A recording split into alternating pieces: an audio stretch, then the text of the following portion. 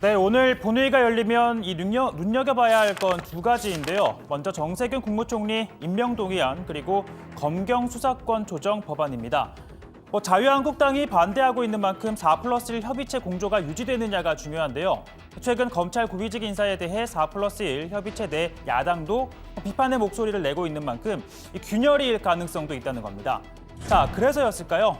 국무총리 임명동의안의 경우에는 정세균 후보자가 직접 일부 야당 지도부에게 전화를 걸어서 도와달라라고 요청을 했습니다.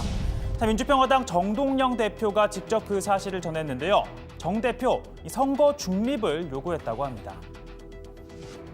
연초, 지역 순방, 초도 순시 등 명목을 빌어서 교묘한 방법에 의한 선거 운동이 저는 절대로 안 된다는 얘기를 강력하게 전달했습니다.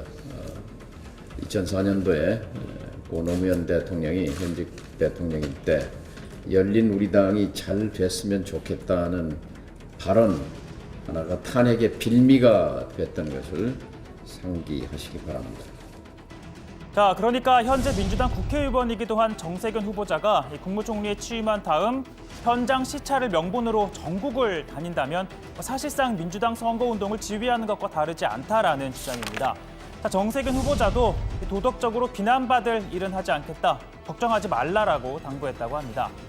지금 이낙연 총리의 민주당 복귀는 기정사실화된 상황이죠. 이 정세균 후보자 인준안이 본회의를 통과한다면 후임에게 이 총리직을 내주고 뒤돌아보지 않고 복귀할 수 있을 겁니다. 그러나 만일 본회의 문턱을 넘지 못한다면 자리를 비워둔 채 나와야 하기 때문에 이 총리의 뒤끝도 깔끔하지는 않아 보입니다. 자, 또 하나는 검경 수사권 조정 법안 처리죠. 자, 두 법안 가운데 형사소송법 개정안은 지금 본회의에 상정이 돼 이 표결을 앞두고 있습니다.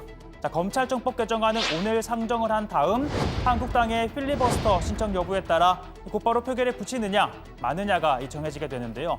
자, 민주당은 오늘 본회의 통과를 자신하고 있습니다. 내일이면 수십 년간 정권이 바뀌어도 단 한 번도 바뀌지 않았던 검찰의 특권이 해체되고 국민의 검찰로 거듭나는 검찰개혁의 새로운 역사가 시작될 것입니다. 네, 지난해 4월 시작된 패스트트랙 전국도 마무리가 되는 셈일 텐데요. 검찰개혁의 첫 단추인 국회 몫의 입법이 끝난 뒤에는 정부의 후속 조치, 또 검찰의 자체 개혁이 뒷받침돼야 할 겁니다. 법무부에서는 추미애 장관발 카드가 잇따라 나오고 있죠. 우선 윤석열 검찰총장을 견제하기 위해 이 측근들을 전원 불가리한 데 이어 또 특별수사본부 등 직제 없는 이 검찰총장 직속 수사 조직을 만들려면 사전에 장관의 승인을 받으라고 특별 지시도 내렸습니다. 자, 그리고 이 추미애의 세 번째 카드, 직제 개편이 거론되는데요. 직접 수사 기능은 줄이고 형사부를 강화하는 방향일 거란 관측이 나오고 있습니다. 자, 서울중앙지검을 한번 예로 들어보면요. 직접 수사 부서인 반부패 수사부 4개를 2개로, 또 공공수사부 3개를 2개로 줄이는 방안이 지금 거론되고 있습니다. 이 경우에 자연스레 중간 간부 인사도 가능해지는데요.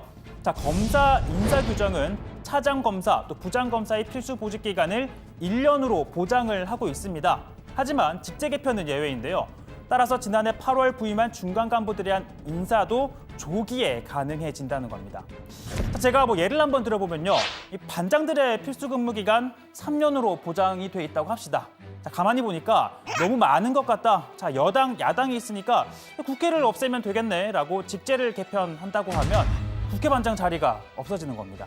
자, 이 경우 얼마 되지도 않은 국회반장이 다시 인사가 날 수도 있고, 아니면 국회반장을 여당으로 보내고 여당 반장을 내보내는 방식으로 부장검사 인사도 가능해질 거라는 겁니다. 자, 이렇게 법무부는 물론이고 검찰 내부에서도 개혁 의지가 커질 걸로 보이는데요. 자, 오늘 취임한 이성윤 서울중앙지검장, 검찰개혁에 적극적으로 나서겠다라고 밝혔습니다. 우리가 국민으로부터 신뢰를 받을 수 있는 방법이 무엇이겠습니까? 검찰개혁을 바라는 국민들의 요구에 적극 동참하는 것이 그 답이라고 생각합니다. 자, 그러면서 최우선 과제, 국민들의 인권 보호를 꼽았는데요. 자, 이는 임명권자가 늘 강조했던 것이기도 합니다. 국민들의 인권을 보호하기 위해 절제된 검찰권 행사가 필요합니다. 대통령 말씀을 전달하겠습니다. 검찰은 국민을 상대로 공권력을 직접적으로 행사하는 기관이므로 엄정하면서도 인권을 존중하는 절제된 검찰권의 행사가 무엇보다 중요합니다. 자, 이렇게 신임 서울중앙지검장을 포함한 이번 검찰 고위직 인사에 대해서는요, 검찰과 사법부 내에서 잇따라 비판의 목소리가 나오고 있습니다. 정의도 대검찰청 감찰 2과장, 충격적이었다라면서요, 이 특정 사건 수사 담당자를 찍어내고 검찰총장을 헛수아비로 만들기 위한 인사라고 비판했습니다.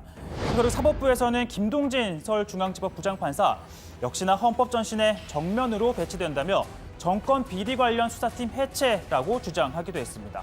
자, 아시다시피 이 김동진 부장판사 이 전 정권에서는요, 김기춘 전 비서실장에게 소위 비위법관으로 찍혔던 인물이기도 합니다.